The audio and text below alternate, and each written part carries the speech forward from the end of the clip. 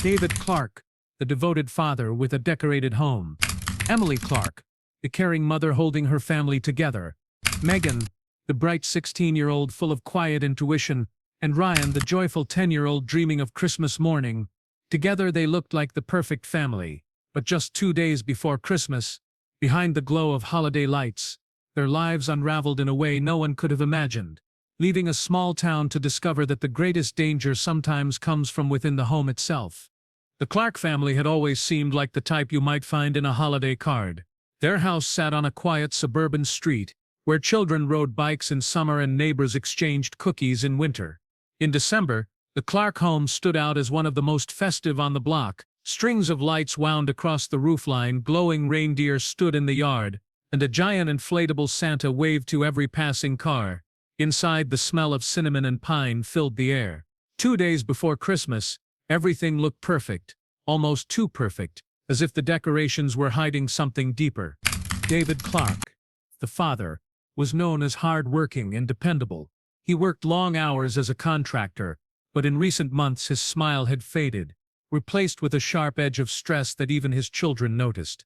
The family had no idea how much debt he had piled up from failed business deals. He carried it quietly, or at least he thought he did. His wife Emily had begun to sense the distance between them. She noticed the late nights when David stayed out, his whispered phone calls that ended when she walked into the room, and the way his eyes seemed far away even at the dinner table. Still, she tried to smooth over the rough edges for the sake of their children, 16-year-old Megan and 10-year-old Ryan, who were too excited about Christmas to notice much else. Megan was thoughtful, old enough to sense that something in the household had shifted, but unsure how to define it. She buried herself in preparing handmade gifts for her friends, hoping distraction would quiet her unease. Ryan, still wide-eyed with childhood innocence, could hardly wait for Santa. He ran from room to room, rattling the wrapped boxes under the tree, giggling at the idea of catching his parents sneaking presents into stockings. To him, this was going to be the best Christmas yet. Emily wanted to believe that too. She baked cookies late into the night, humming carols softly to herself, trying to stitch together the warmth of the season. She hoped that maybe, just maybe, the holidays would heal the cracks in her marriage. David had once been the man who made her laugh easily, who danced with her in the kitchen for no reason, who stayed up late planning their future. Lately, though, she felt as if she were living with a stranger. She caught glimpses of anger in his face, not loud or violent, but cold and controlled, like a storm gathering beneath the surface. The neighbors saw none of this. To them, the Clarks were the image of stability. They waved from driveways, complimented the decorations, and talked about how lovely the family seemed. No one could imagine that behind the glowing lights and cheerful wreaths, secrets were taking root. In small towns, appearances often mattered more than truth, and David was skilled at keeping appearances. Yet even he couldn't stop the cracks from widening. Bills piled up in hidden drawers. Phone calls came from unknown numbers. He often sat in silence at night, staring into nothing, his jaw tight, his impossible to read. Emily felt a quiet dread building in her chest. She thought about asking him outright what was wrong, but fear kept her silent. She didn't know if she feared the answer or his reaction to the question. Instead, she smiled for the children, wrapped gifts with care, and told herself everything would be fine. But in that house, time was running out. It was as though an invisible clock ticked down with each passing moment. Megan sensed it too, though she didn't know why. She saw the way her exchanged short, clipped words when they thought no one was listening. She noticed how her father's expression hardened whenever her mother tried to talk to him. She felt the tension in the air, as sharp as the cold winter wind outside. 2 days before Christmas, the Clark family looked perfect to the world around them. Inside their glowing home, however, unease lingered in every shadowed corner. The trees sparkled with ornaments. The presents sat neatly wrapped. The stockings hung waiting to be filled. But behind the sparkle was a family on the edge. They didn't know it, but their carefully built world was about to collapse. The snow kept falling softly over the neighborhood, covering the streets in white silence, as if nature itself was preparing a blanket for the tragedy that no one saw coming. On December 23rd, the world outside looked like a postcard. Snow rested on rooftops and children laughed in the streets as they built snowmen. Inside the Clark home, The atmosphere was less hellish. Emily busied herself in the kitchen, baking trays of cookies and preparing dishes for the next day. The smell of sugar and butter filled the air, but the sweetness didn't seem to reach everyone in the house. Ryan eagerly helped by cutting out cookie shapes, sprinkling sugar unevenly, and giggling at his messy hands. Megan wrapped presents in her room, carefully folding paper and tying ribbons with a sense of precision that seemed far beyond her age. To anyone looking in, it was the picture of a family preparing for Christmas. Yet beneath the surface, there was a strange unease that no one could quite ignore. David moved in and out of the house all day. He claimed to be running errands, picking up groceries, checking on supplies, handling last-minute details, but his absences stretched into long hours. Each time he returned, his face seemed heavier, as though he carried a weight that grew worse as the day went on. Emily noticed. She watched him walk in with his shoulders hunched, his jaw locked tight, his eyes avoiding hers. She tried to ask small questions. Did you get everything? Was the traffic bad? Do you want some coffee? But his answers were short and clipped, never offering more than a few words. She decided not to push. Confrontation always seemed to make things worse lately. Megan noticed too. She had grown used to her father's changing moods, but something about that day unsettled her more than usual. In the afternoon, she saw him carrying a small black duffel bag from the car into the basement. It wasn't one she had seen before. David never used the basement for anything personal. It was usually just boxes of decorations and old furniture. She thought it odd but told herself it was probably tools or supplies. When she asked casually what it was, he brushed her off with a vague answer, not even looking at her. His dismissiveness only made her curiosity stronger, but a quiet feeling told her not to push it. Emily felt the same gnawing worry. She had noticed David's strange habits in recent weeks, but something about this day in particular made her stomach twist. She tried to ignore it by focusing on Ryan's laughter, on the cookies in the oven, on the holiday music playing softly in the background. But her mind kept drifting back to her husband's withdrawn behavior, the way he seemed lost in thought, as if he were living in another world altogether. That evening, the family sat down to a simple dinner. Megan felt the tension at the table, though no one spoke of it. Ryan chattered happily about what he hoped Santa might bring him, listing toys and games, unaware of the silence from his parents. Emily smiled at her son, forcing herself to appear calm, though every word from David seemed to cut the air. He barely ate, staring at his plate, his hand occasionally tightening into a fist. After dinner, Megan finished wrapping the last of the presents and placed them under the tree. She admired the glowing lights, the shiny ornaments reflecting in the darkened windows. She wanted to feel the magic of the settings, but a quiet fear nagged her. It was in the way the house seemed too quiet despite the holiday music, in the way her father's footsteps creaked heavily on the stairs, in the way her mother's smile never quite reached her eyes. Later that night, as the family settled into their routines, something unusual happened. The power flickered and went out for a few minutes. No storm had hit the town, no winds howled outside, yet the Clark home fell into sudden darkness. Ryan laughed nervously and ran to find a flashlight, treating it like an adventure. Megan stood frozen, her chest tight with unease. Emily told them it was probably just a wiring issue, and reassured them with a calm voice. But her heart raced. David said nothing at all. When the lights flickered back on, everything appeared normal again. But the silence that followed was unnerving. Emily went to bed restless, lying awake long after David had joined her. She stared at the ceiling, listening to the faint sounds of the house at night, the creaks and sighs of old wood, the wind outside brushing against the windows. Her thoughts churned with worry she couldn't shake. She wanted to believe the next day would bring joy, that Christmas Eve would make everything better, that her husband's troubles would somehow fade away. But deep inside she sensed that something had shifted in a way that could not be undone. In another room, Megan also lay awake. She thought about the black duffel bag in the basement, about her father's hollow eyes, about the power going out without reason. She wanted to tell her mother what she had seen, but part of her felt it wouldn't matter. She turned over and tried to sleep, whispering to herself that tomorrow would be different. But as the house sank into silence, the unease lingered. The Clark home stood glowing with holiday lights, warm and inviting from the outside, yet inside its walls, an unseen shadow was quietly tightening its grip. Christmas Eve arrived crisp and clear, the kind of winter day that seemed designed for happiness. Snow glittered on rooftops, and the neighborhood buzzed with quiet excitement. Inside the Clark home, the holiday spirit was carefully maintained, though under the surface, tension clung to every corner. Emily tried her best to hold it together. She cooked a festive dinner, set the table with holiday colors, and placed candles on the windowsills. Ryan bounced around with anticipation, asking how soon Santa would arrive, while Megan helped arrange plates and napkins. To anyone looking in from outside, the family looked whole, yet even as the children laughed, something about David's silence seemed to cast a shadow over the evening. At dinner, the room filled with the smells of roasted chicken, vegetables, and freshly baked bread.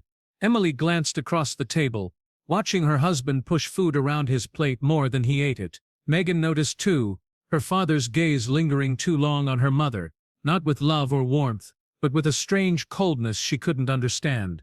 It unsettled her so much she barely touched her own food. Ryan, blissfully unaware, kept the conversation alive with endless chatter about presents and sleigh bells. His voice was the only one that carried joy that night. After dinner, they moved to the living room. The tree lights blinked steadily, reflecting off the ornaments. Wrapping paper crinkled as Megan handed out small gifts exchanged on Christmas Eve. A family tradition Emily had always insisted on. She gave her mother a scarf she had knitted herself, and Emily's eyes watered as she thanked her. It should have been a tender moment, but even then, the mood in the room felt fragile, as if something heavy pressed down on all of them. David sat apart in an armchair, watching silently, his face unreadable. Later, Emily tucked Ryan into bed. He drifted off quickly, clutching a stuffed reindeer, his dreams filled with excitement for the morning. Megan went to her own room, but her sleep didn't come as easily. She lay awake staring at the glow of Christmas lights flickering faintly through her window. Downstairs, she could hear her father's footsteps pacing the living room long after everyone else had settled in. The sound made her uneasy, but she told herself it was nothing. It was Christmas Eve, and she didn't want to spoil it with her worries. Midnight came quietly, the neighborhood outside silent except for the occasional crunch of snow under the boots of late-night visitors. Inside the Clark home, something darker stirred. At some point in the night, the sound of glass breaking cracked the silence. It was faint, just enough that a neighbor across the street looked toward the Clark home, but then turned back inside, deciding not to investigate. The lights on the house still blinked cheerfully, masking the storm unfolding behind closed doors. Inside, chaos had erupted in the dark. The carefully built image of a perfect family shattered in those early hours of Christmas Eve. Whatever anger and desperation David had been carrying finally surged forward, leaving no room for reason. The house, once filled with laughter and holiday music, now echoed with sounds that no one outside could hear. Thuds, muffled cries, and then a chilling quiet that settled over everything. The night became a suffocating silence, broken only by the steady blinking of Christmas lights outside the window. By the time dawn began to touch the edges of the neighborhood, the Clark home appeared as it always did. Snow rested untouched on the lawn. The inflatable Santa still waved lazily at passers-by. The winkins glowed faintly, though no movement stirred inside. To the outside world it was just another home waiting for the magic of Christmas morning. But within those walls, life had been extinguished. The neighbors would later recall the eerie stillness of that morning. How unusual it was that no one saw Ryan running out to play in the snow, or Megan slipping out to deliver gifts to her friends. They remembered thinking the Clark home seemed quieter than usual, though not enough to draw alarm. The house simply blended into the stillness of the holiday, a silent shell hiding something unthinkable. The blinking lights on the Clark home became a cruel symbol of the night's events.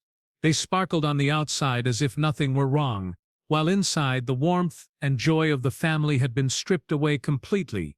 It was a night that marked the end of everything Emily had worked so hard to hold together.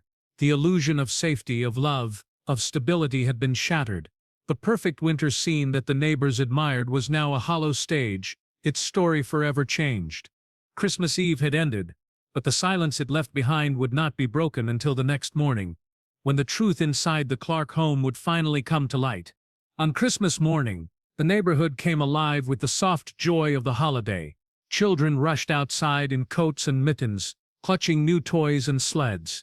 Parents carried steaming cups of coffee as they watched from porches, smiling at the sound of laughter that carried through the cold air. Every house on the street looked warm and alive. Except for one, the Clark home sat still, its decorations glowing faintly in the morning light. The inflatable Santa swayed in the breeze, the blinking lights continued their rhythm, but inside there was nothing but silence. Emily's sister Karen arrived mid-morning, her car crunching over the fresh snow as she pulled into the driveway. She carried a bag of wrapped presents, eager to see her niece and nephew tear into them with delight. She knocked on the front door, smiling to herself as she imagined Ryan's excitement, but the smile faded when no one came. She knocked again, harder this time. Still nothing. She pressed her ear against the door, straining for any sound. The house was quiet, far too quiet for Christmas morning.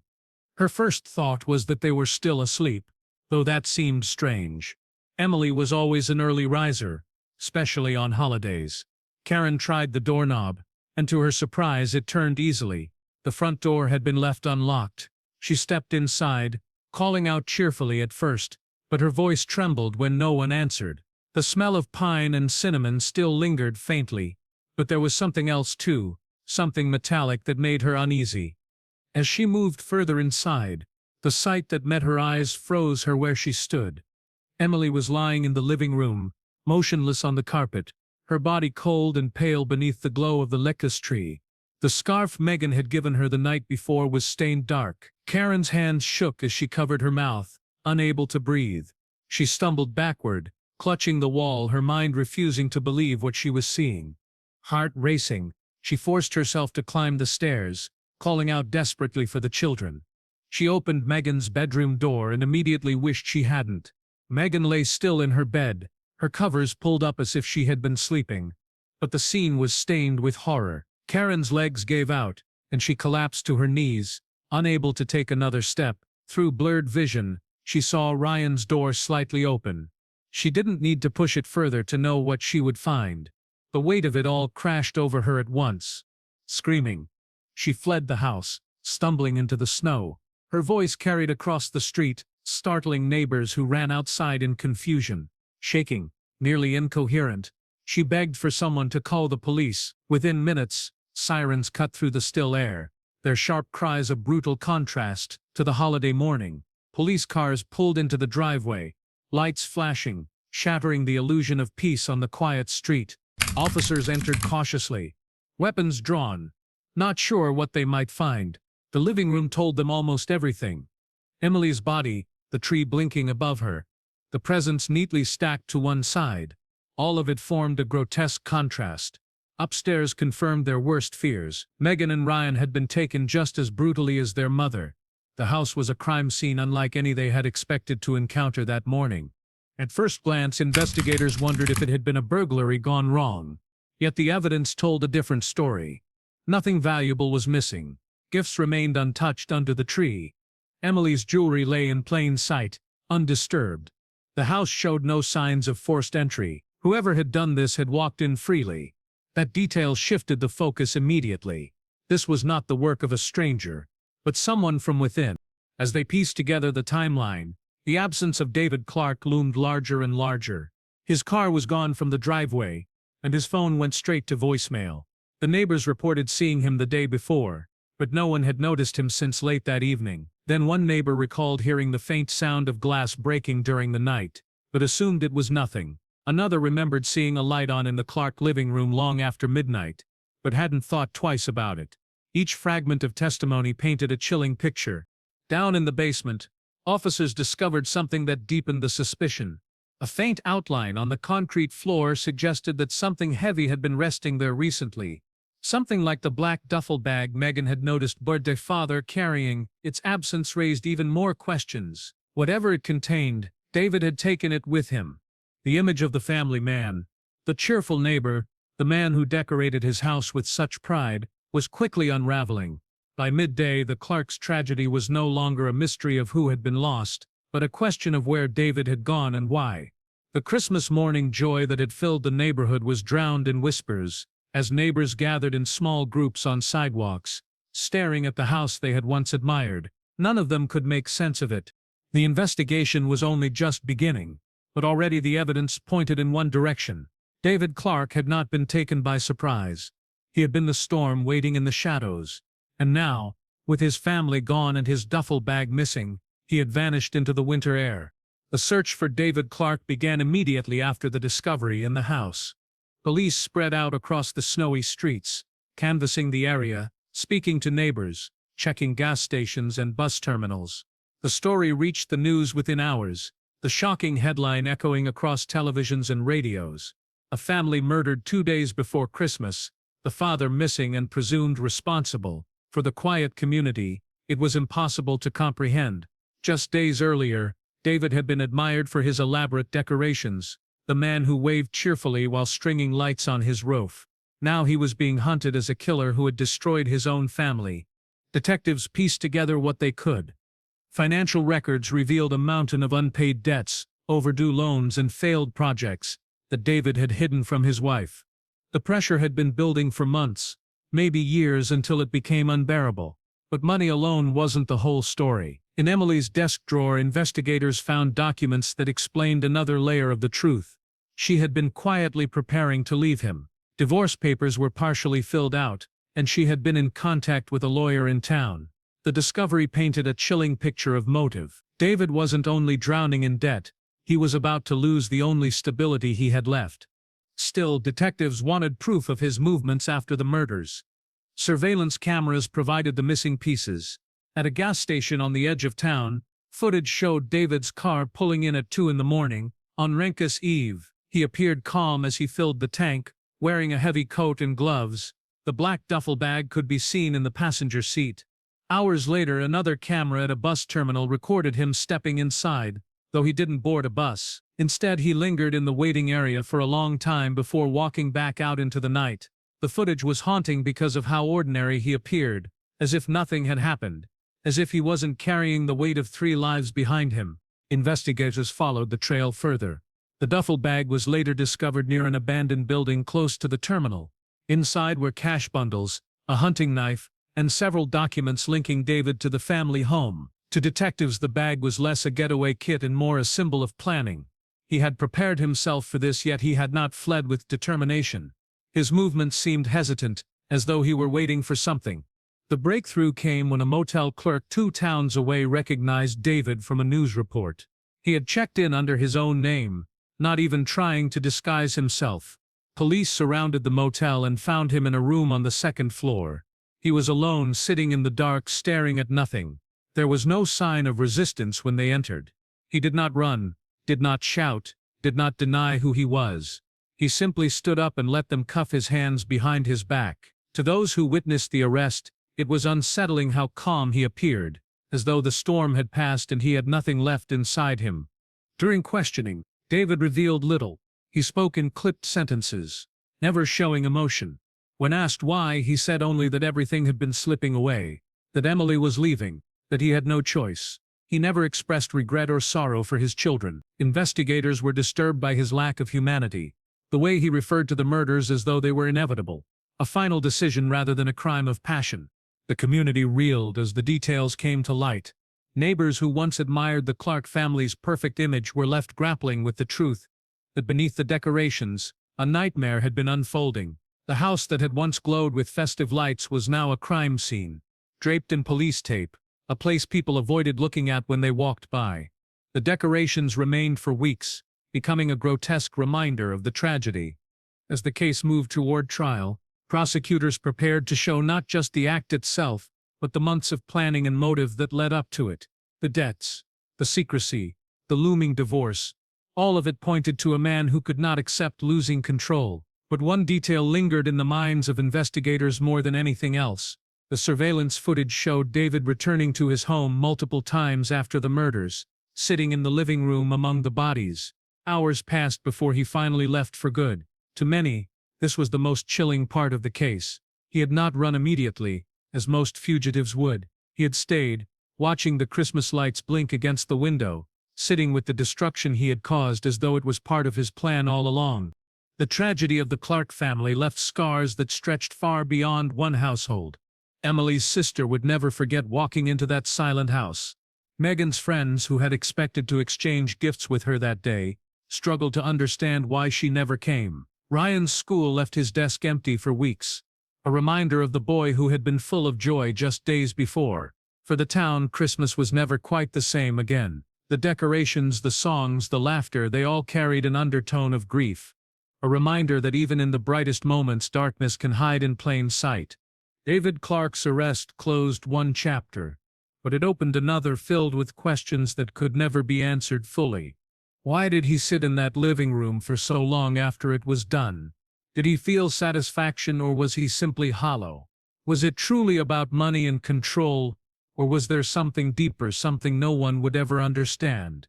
The answers died with his silence, leaving only the chilling truth. 2 days before Christmas, in a house filled with lights and gifts, a father chose to destroy the very family that had once made him whole.